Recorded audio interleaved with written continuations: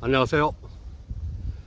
오늘도 하나님의 귀한 말씀을 함께 나누게 하신 우리 하나님께 영광과 찬송과 존귀를 돌립니다. 오늘 나누는 말씀이 하나님의 음성으로 또 성령의 기별로 우리 모두에게 들려지게 되기를 주님의 이름으로 간절히 기도합니다. 오늘 말씀의 제목은 그 땅을 우리에게 주시리라. 그 땅을 우리에게 주시리라. 본문의 말씀으로 민수기 14장 8절의 말씀을 선택을 했습니다. 구약성경 218페이지 218쪽 민수기 14장 8절의 말씀입니다. 여호와께서 우리를 기뻐하시면 우리를 그 땅으로 인도하여 들이시고 그 땅을 우리에게 주시리라. 이는 과연 젖과 꿀이 흐르는 땅이니라. 하나님께서 이 믿음의 조상 아브라함에게 그의 자손들이 이방 땅 이방 나라에서 400년 동안 객이 될 것이라고 예언을 하셨습니다. 하지만 그 이방 나라를 반드시 하나님께서 징치하시고 아브라함 자손들이 그 예언된 기간이 지나면 큰 재물을 가지고 나올 것이라고 창세기 15장 13절로 14절에 약속하시고 또 예언하셨습니다. 하나님의 말씀이 가진 변하지 않는 하나의 법칙은 하나님의 말씀은 반드시 그대로 성취가 된다는 것입니다. 이것이 하나님의 말씀에 또 하나님의 약속에 변하지 않는 불변의 원리요 법칙입니다. 우리는 이 사실을 믿는 것입니다. 아멘. 하나님의 인도 중에 아브라함의 증손자였던 요셉이 애굽의 노예로 팔려갔지만 그 후에 하나님의 선하신 인도를 따라서 애굽의 총리 대신까지 이르게 됐습니다. 그러나 요셉이 죽고 난 후에 그를 알지 못하는 애굽의 새 왕들이 애굽을 다스렸습니다. 그리고 요셉은 애굽의 역사에서 잊혀져 갔습니다. 이제 요셉을 모르는 애굽 왕은 이스라엘 자손들이 숫자가 많아지고 애굽인들보다 더 많고 강해지는 것을 염려를 하게 됐습니다. 왕은 만일 전쟁이 나면 문제가 생길 수도 있다고 판단을 했습니다. 그래서 이스라엘 백성들이 더 이상 번성하지 못하도록 무거운 짐을 지워서 괴롭게 했다고 했습니다. 그 일환으로 국고성 비돔과 라암셋을 건축하게 시켰습니다. 그러나 학대를 받으면 받을수록 도리어 이스라엘은 번성하고 창성해져 갔습니다. 그래서 애굽 왕은 흙이기기, 벽돌 굽기, 그리고 농사 등의 온갖 고역을 이스라엘에게 가중을 시켰습니다. 이스라엘은 이제 이러한 고역으로 탄식하고 부르짖게 됐습니다. 하나님은 그 부르짖음을 들으시고 아브라함과 이삭과 야곱에게 세웠던 언약을 기억하셔서 저들을 권념하셨다고 성경은 기록을 합니다. 그리고 하나님은 약속하신 때가 되자 정확하게 예언을 시행을 하셨습니다. 출애굽시키겠다는 것입니다. 애굽을 징치하고 약속하셨던 가나안을 이스라엘에게 주겠다는 것입니다. 이 일에 하나님은 모세를 저들의 지도자로 세웠습니다. 이스라엘 백성들은 모세의 인도하에 출애굽을 하고 광야로 나왔습니다. 모세의 인도로 출애굽한 이스라엘은 시내 광야를 지나서 바란 광야의 가데스에 도착을 했습니다. 가데스는 하나님이 약속하신 가나안 땅의 변경이었습니다. 이제 이곳에서 모세는 각 지파 중에서 한 사람씩 12명의 대표를 뽑았습니다. 그 뽑힌 대표자들은 이스라엘 12지파의 두령들이요 족장들이었습니다. 민수기 13장 2절로 6절에는 그들의 소속과 이름까지 분명하게 기록되어 나타납니다. 모세는 이 12명의 두령들을 가나안의 정탐꾼으로 파송을 했습니다. 정탐꾼들의 임무는 가나안 땅의 가치와 그곳 거민들의 무장 상태에 대해서 알아오는 것입니다. 이 사명 수행을 위해서 모세는 이들에게 담대하라고 권면을 했습니다. 그리고 그 땅의 실과를 가져와 보라고 명령을 했습니다. 민수기 13장 17절로 20절입니다. 이제 모세의 명령을 따라서 정탐꾼들은 40일 동안 남쪽 광야로부터 동쪽 요단 골짜기와 홍해 해변까지 전 지역을 탐사를 했습니다. 40일간의 탐사를 마친 정탐꾼들은 돌아와서 자신들이 보고 온 것들을 모세와 회중 앞에 보고를 했습니다. 이때 파송받은 12명의 정탐꾼들의 보고는 10대 2로 양분이 되었습니다.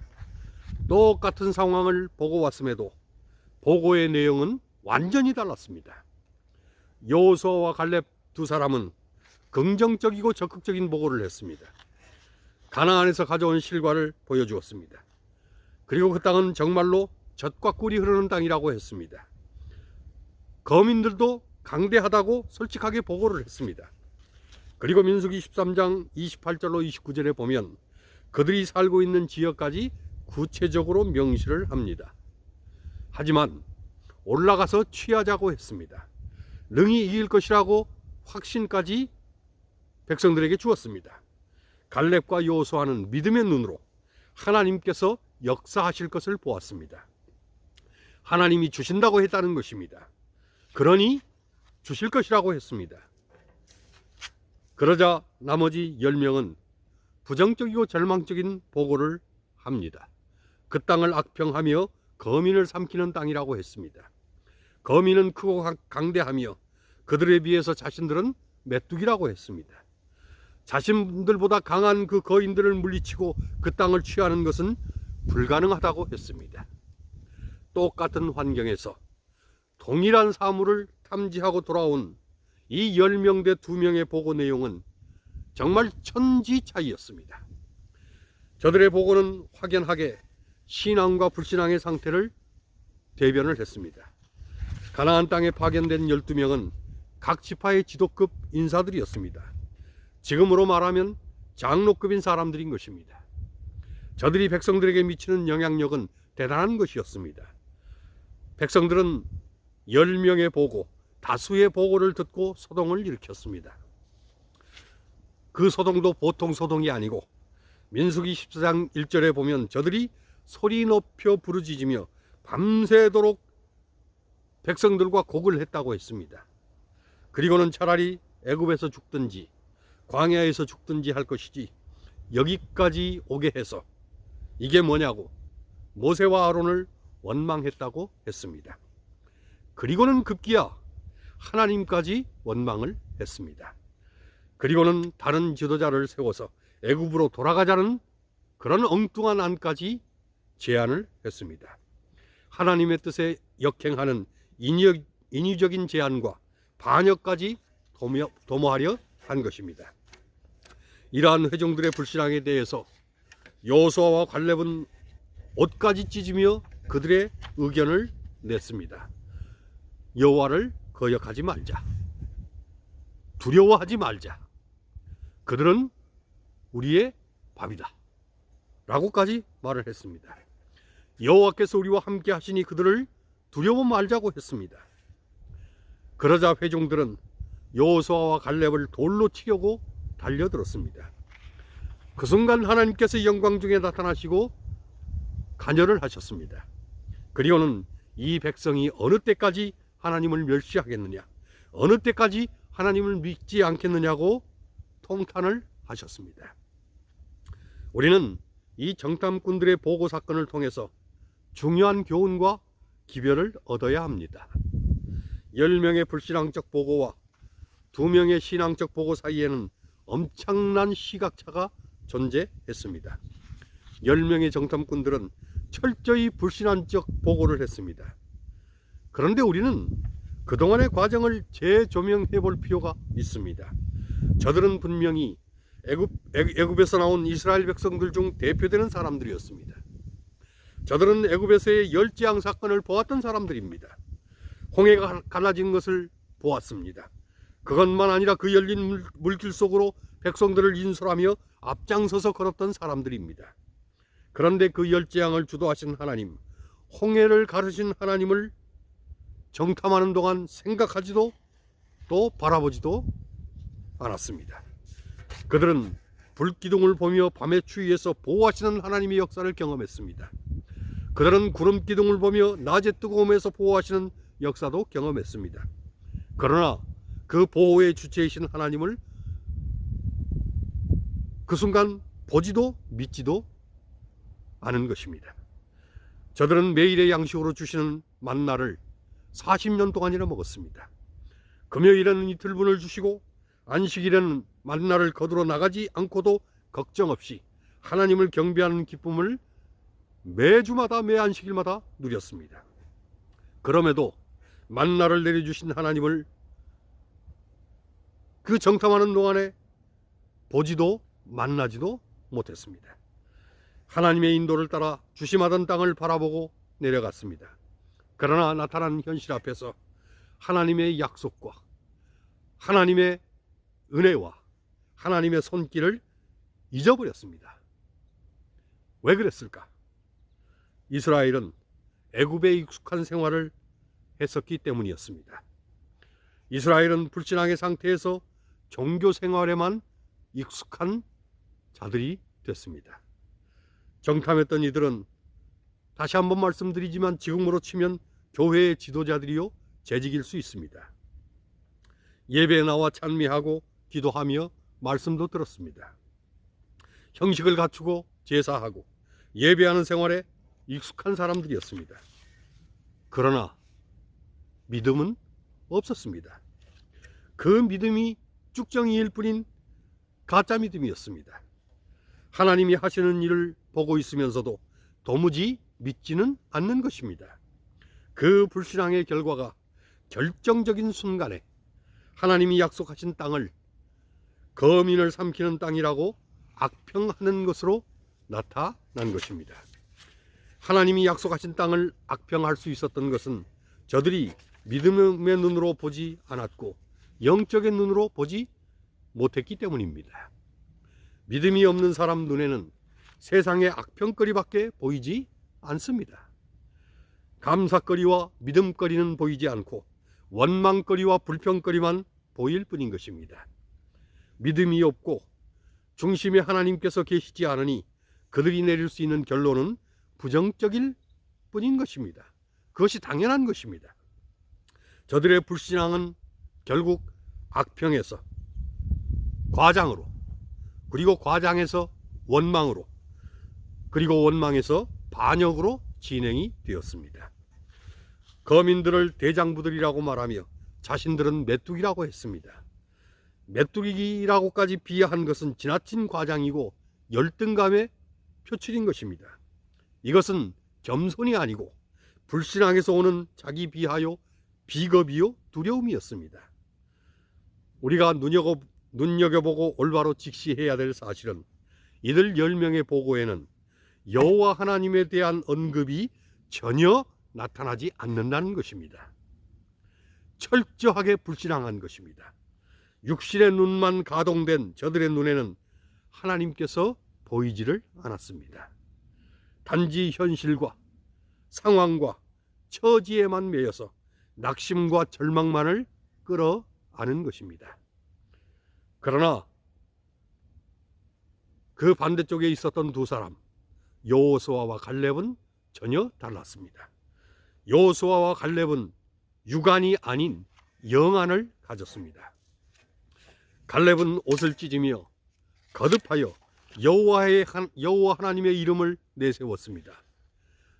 오직 이것만이 승리의 비결이라고 했습니다. 오늘 처음에 읽었던 본문에 보면 여호와께서 우리를 기뻐하시면 오직 여호와를 거역하지 말자. 여호와는 우리와 함께 하시느니라고 했습니다. 여호수아와 갈렙은 계속해서 하나님을 전면에 세우는 것입니다. 하나님께서 모든 일을 하신다는 것입니다. 하나님이 그들과 함께 하신다는 것입니다. 그리고 하나님께서 모든 것을 주도하신다는 것입니다. 사람은 마음속에 있는 것을 입으로 표현하게 되어 있습니다. 그 사람의 말을 들어보면 그 사람의 마음을 알 수 있습니다. 그 사람의 말을 들어보면 그 사람의 믿음을 알 수 있습니다.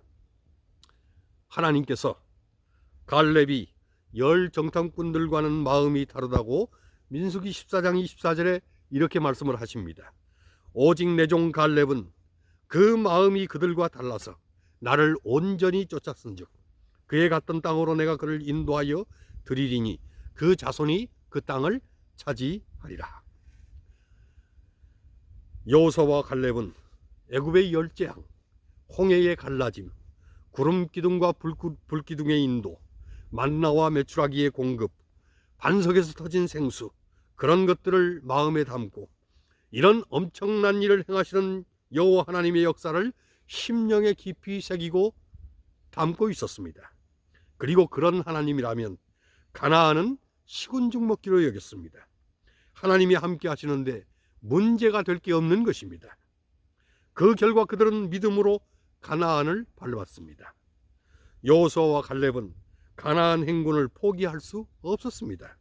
믿음의 눈으로 가나안을 바라보고 그리고 하나님의 눈으로 점령을 확신했습니다. 하나님이 함께 하신다면 승리는 장담해도 좋다고 믿었습니다. 사람들은 평소에 신앙을 내세우면서도 결정적일 때에는 인간적인 계산을 내세웁니다. 이것은 신앙도 아니고 믿음도 아닌 것입니다. 인간의 눈으로는 불가능할지 모르지만 전능하신 하나님께서는 얼마든지 가능인 것입니다. 얼마든지 가능 정도가 아니라 하나님께는 불가능이란 말 자체도, 하나님께는 불가능이라는 용어 자체도 존재하지 않는 것입니다. 하나님의 명령이 인간의 사고로 이해되지 않을지라도 하나님의 뜻이라면 그대로 되는 것입니다. 홍해 가르치는 것입니다. 여리고 무너지는 것입니다. 그러니 중요한 것은 인간의 논리가 아니라 하나님의 뜻이냐는 것과 순종하느냐 하는 것입니다. 홍해를 건너라시면 사람은 순종하면 되는 것입니다. 홍해를 가르치는 건 하나님께서 하시기 때문입니다. 여리고를 돌라고 하시면 사람은 순종하면 됩니다. 여리고를 무너뜨리는 건 하나님께서 하시기 때문입니다. 여기에 인간의 지식, 인간의 경험, 인간의 논리는 전혀 필요도 없고 도움도 안 되는 것입니다. 여호와의 명령만 따른다면 난공불락의 여리고도 무너지는 것입니다. 하나님께서 가나안 땅으로 가라고 하시면 갈 수 있습니다.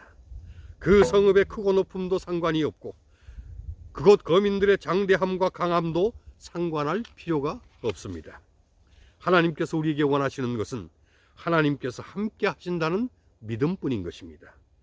하나님은 가나안 접경 그 마지막 코스에서 이스라엘의 믿음을 보기를 원하셨습니다. 그러나 불행하게도 저들은 마지막 테스트에 불합격했습니다. 단지 여호수아와 갈렙만이 그 시험을 통과를 했습니다.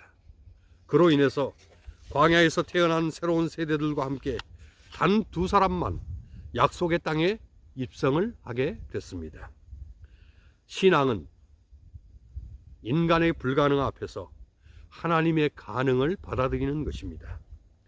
믿음은 앞을 막아서는 거인 골리앗 앞에서 하나님의 역사를 믿고 다윗의 돌팔매를 돌려서 던지는 것입니다. 이것은 무모함이 아니라 초월함입니다. 이것은 만용이 아니라 영적인 용기, 믿음의 용기, 신적인 용기, 신용인 것입니다. 우리는 하나님의 권능과 은혜를 힘입어 앞을 바라보는 것입니다.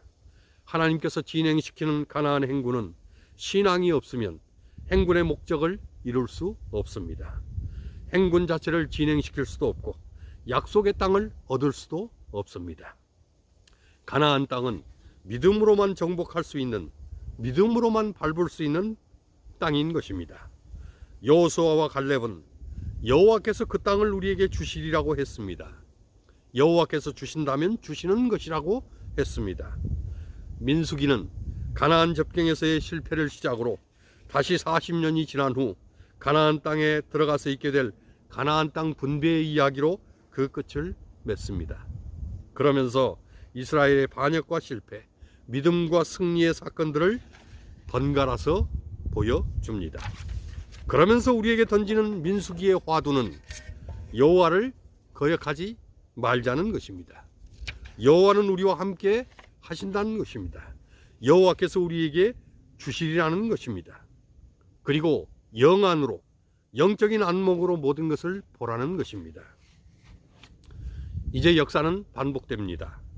하나님은 우리에게 이 마지막 시대에 또 하나의 약속을 주셨습니다. 그것은 하늘 가나안을 우리에게 주신다는 것입니다. 하나님의 말씀의 법칙은 그대로 성취가 되는 것이라고 말씀을 드렸습니다. 하나님은 반드시 우리를 하늘 가나안으로 들이실 것입니다. 그런데 10명의 정탐꾼들처럼 하늘 가나안은 불가능하다는 이들이 지금도 현존합니다. 세상 끝이 어디 있느냐? 예수님이 정말로 재림하시겠느냐? 그걸 정말로 믿느냐? 그렇게 불신하고 조롱하고 악평합니다. 그러나 하나님은 동일하게 우리에게 말씀하시고 약속을 하십니다. 여호와를 거역하지 말자. 여호와는 우리와 함께 하신다. 여호와께서 우리에게 주시리라. 이제 우리는 믿음의 눈으로, 영의 눈으로, 하나님의 말씀의 약속으로 하늘을 보는 것입니다. 우리는 오직 믿음으로 하늘에 들어갈 것입니다. 우리는 오직 믿음으로 하늘 가나안에 입성하게 될 것입니다. 우리는 지금 이 마지막 시대에 제2의 여호수아, 제2의 갈렙이 되셔야 합니다. 그래서 믿음으로 하늘 가나안을 반드시 밟아야 합니다. 그러니 믿음, 오직 믿음만이 가나안을 얻게 하였음을 기억하고 믿음, 오직 믿음만으로 하늘 가나안을 얻는 우리 모두가 되시기를 주님 이름으로 간절히 축원합니다. 주님 곧 오십니다. 마라나다, 주 예수여 속히 오시옵소서. 아멘.